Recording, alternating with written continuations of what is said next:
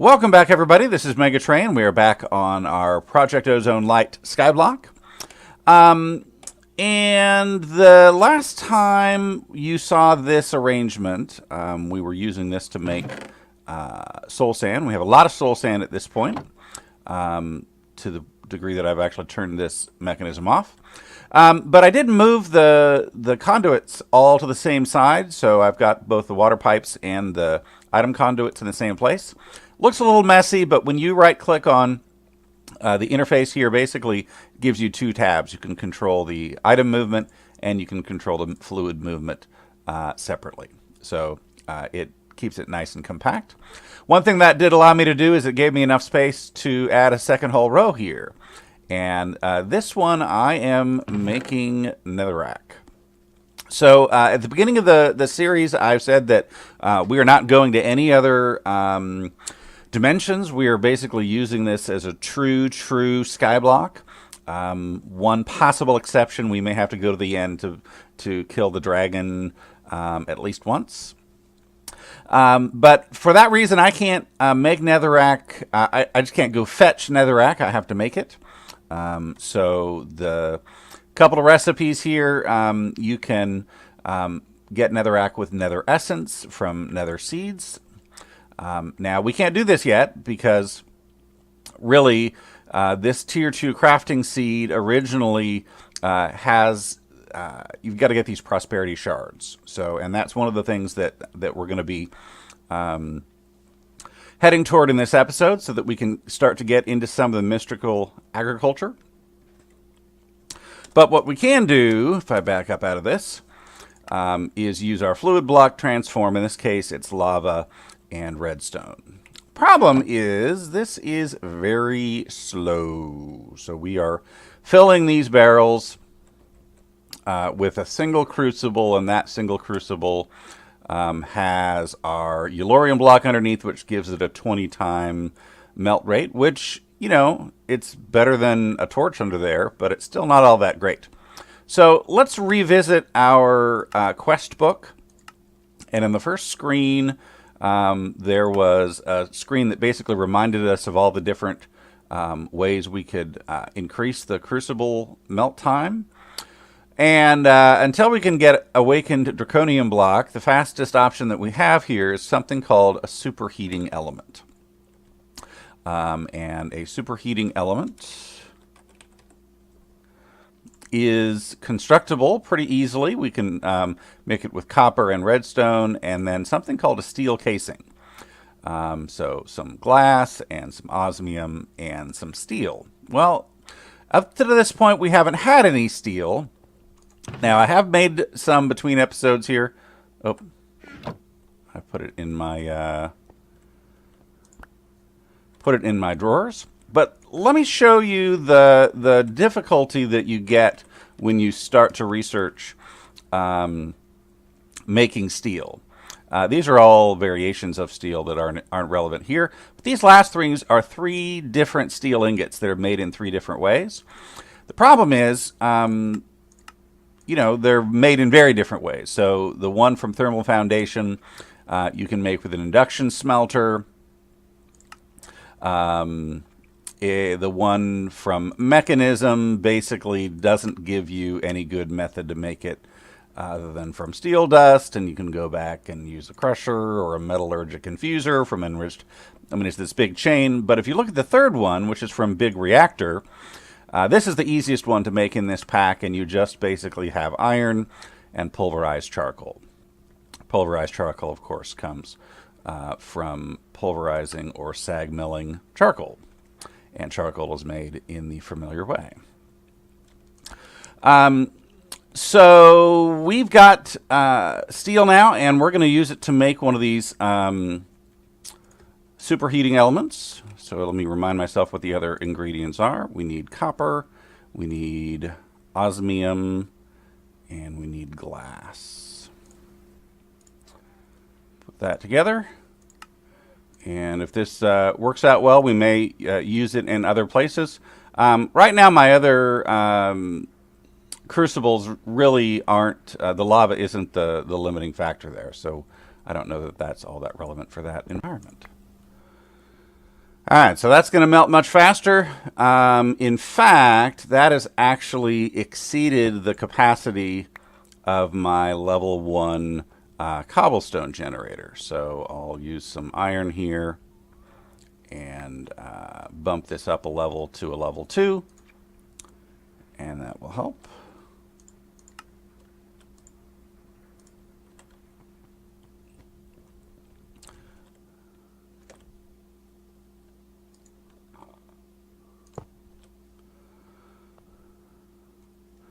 All right, so why do we need Netherrack?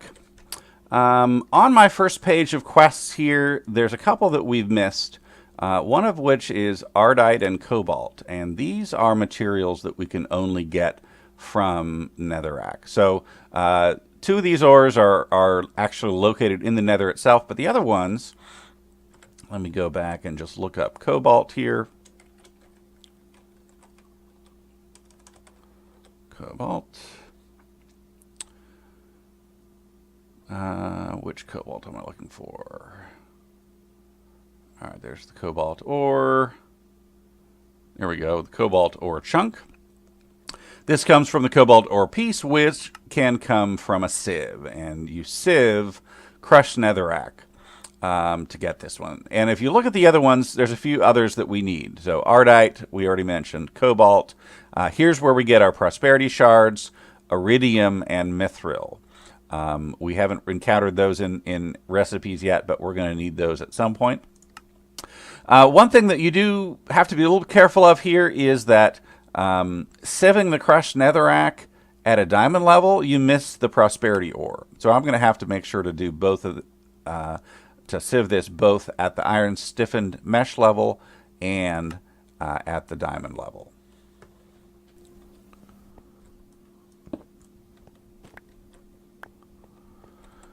All right, we've got some crushed netherrack, but before we actually start sifting it, we're going to try to give ourselves just one additional advantage.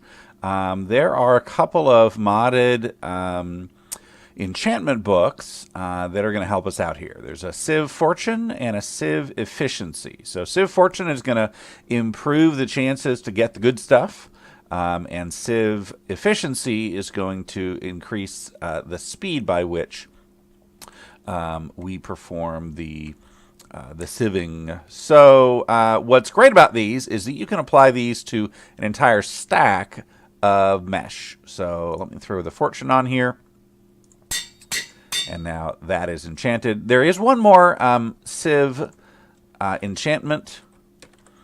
It is Civ Luck of the Sea. And Civ Luck of the Sea basically gives you a chance to get fish from sieving, which I don't know that that's a particularly useful enchantment, at least to me.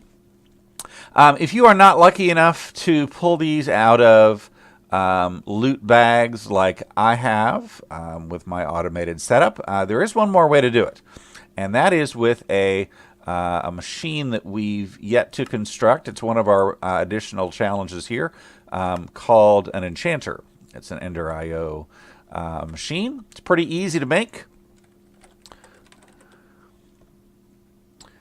I need dark steel, books, and a diamond.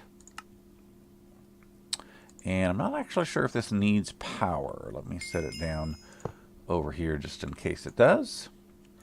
But the idea here is that if you give it a book and quill and various sets of ingredients, you can make an enchanted book of a particular kind.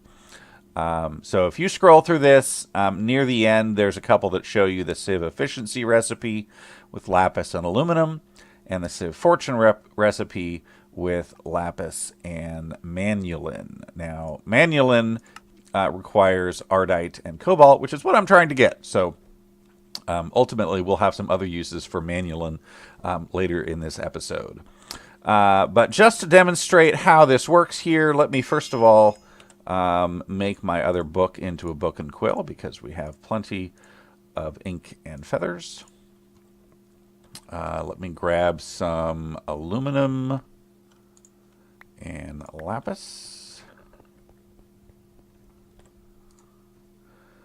We'll go into the recipes and see if we can choose the sieve efficiency. Aluminum ingots. I have aluminum ingots. Did I not pick up aluminum ingots?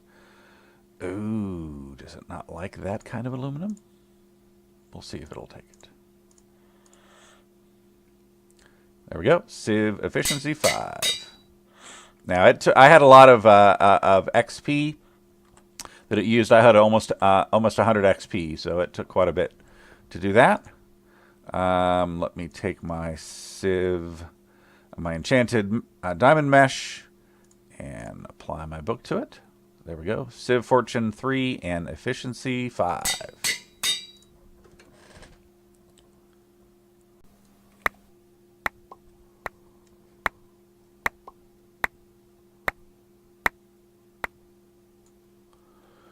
All right, so much faster sieving. I've got now some cobalt and ardite, and a smaller amount of iridium and mithril. Now, I don't believe I have drawers for any of these, except for gold, of course. So I'll have to make some additional drawers for these, and if I make a few of these, I should get an achievement. There we go. Actually, I got the Enchanter. Let's claim this one as well. And back to my top page. We'll claim this one too. I also enchanted some iron stiffen mesh so that I can get some of those prosperity shards that only show up at the iron level. So let's do a few of these as well.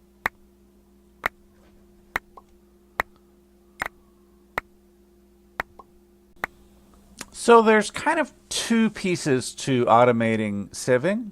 One is the picking up the pieces, and for that we'll use our good old-fashioned absorption hopper. The other is actually activating the sieve, and for that we're going to use something called a mechanical user. Now, a mechanical user is a dropper and a lever, which are just vanilla objects, but this thing, the resonating redstone crystal, requires redstone alloy and what's called an ender shard. So basically, you break apart an ender pearl with a little glass cutter. It's pretty, the recipe is not hard. So I've gathered all the pieces here. We'll make the glass cutter first. And the glass cutter will stick around. We can use that multiple times. And then we'll arrange it this way and get a resonating crystal. The mechanical user, I've already made the dropper ahead of time. So there's my mechanical user. So what I'm going to do basically is set this in the middle of what's going to be a 7x7 grid. The radius by default of an absorption hopper is 7 by 7 by 7. So you can actually put upgrades in here if you want it to be a little bit better than that. But I'll absorb that, and I'll just run the conduit underneath the world. As a matter of fact, I've already got it started here. The trick, of course, is that it's going to be going into our drawer controller. So that's already got an input with a high priority, so that's where things are going to go if they can. If they can't, then they'll be stuck in here. But I've made drawers for everything, including the prismatic shard. All right, I've got my grid into place and all my mesh in there. And this automatic user, mechanical user, got to get it pointed the right direction here.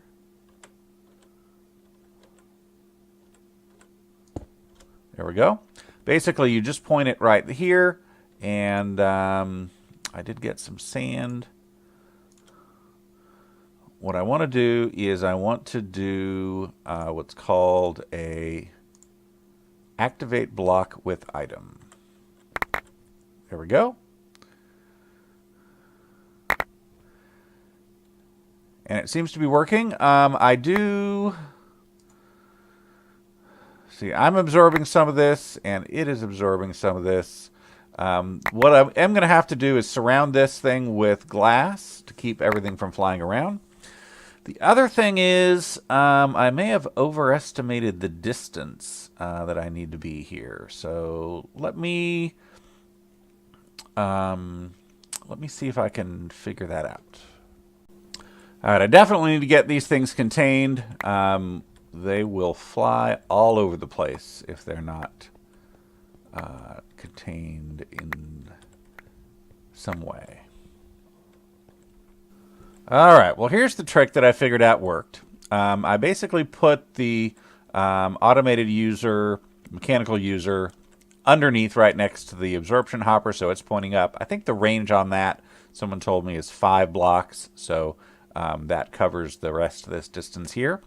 The other thing that I've done is I've surrounded it with a full cube of this quite clear glass. Now, here's how to make this work.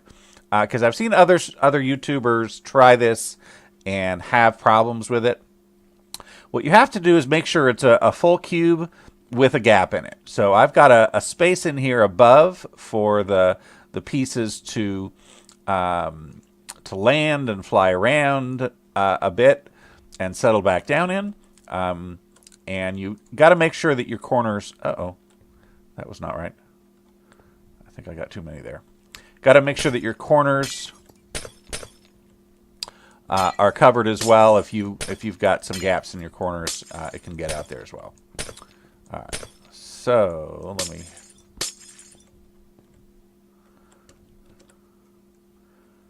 finish closing this back in. And all I should need to do is keep this thing supplied with a steady supply of stuff, and it should do what I need.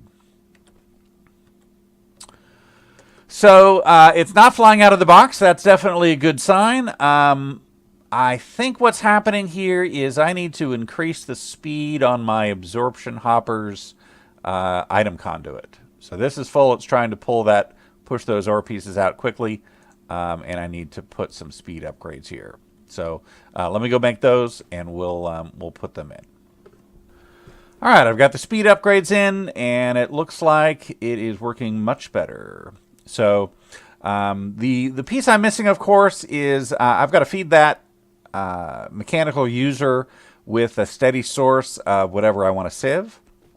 So, right now I've got plenty of sand and plenty of gravel, but I've got to mechanize a way to get both the crushed netherrack and the dust, which I can't automate using other methods. Before we close out today, let's go ahead and pick up a few additional achievements here. We had it ring a couple times on the Agriculture Revolution tab. I did finally get the Prosperity Shard, so I'll take that. Earlier in the game, I did make a watering can. Just a basic watering can is just a handful of iron, so that's pretty easy. Later on, we'll upgrade these. And I've been collecting lots of Inferium from mob drops. So we'll collect that as well. And finally, we'll make use of some of the material that we've got and make ourselves a better sword.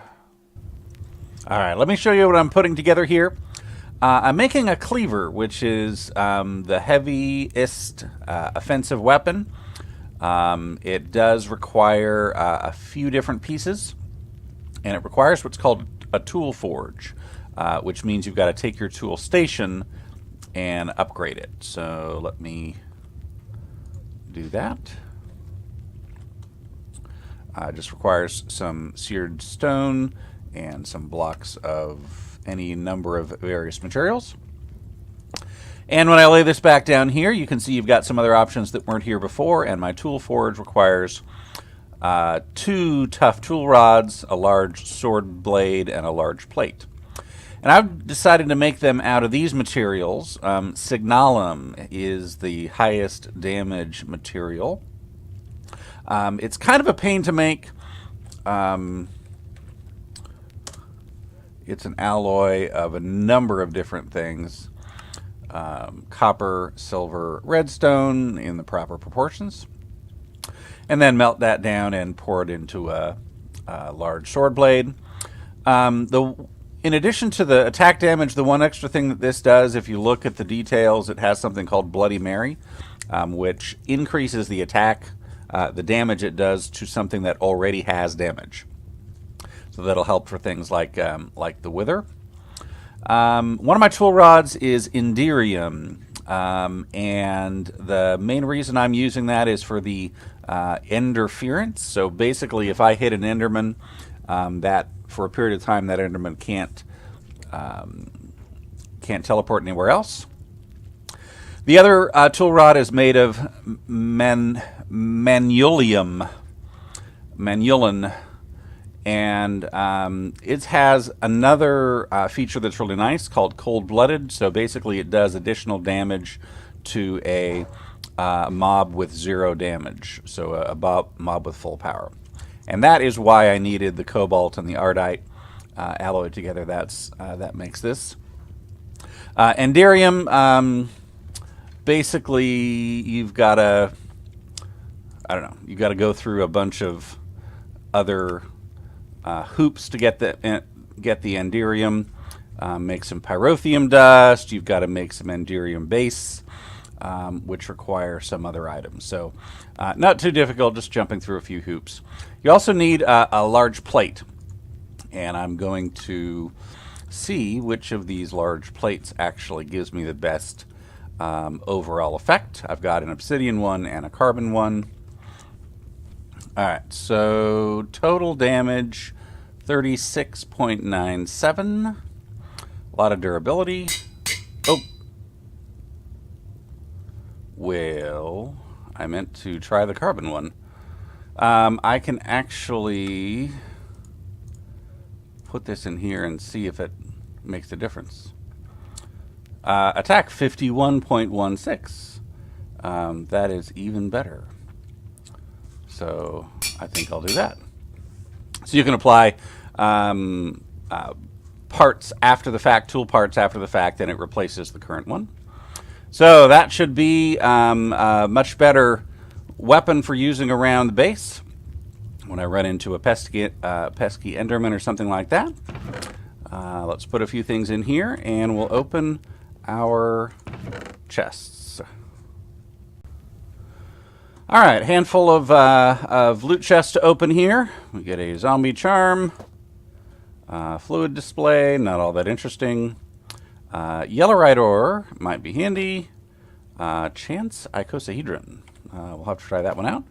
And a cave spider charm. So nothing super exciting, but maybe some chance cubes that we'll play with another time.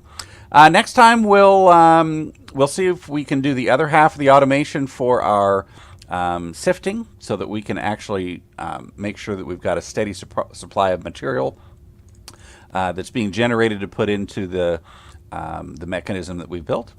So thanks again for sticking with me, and we'll see you next time.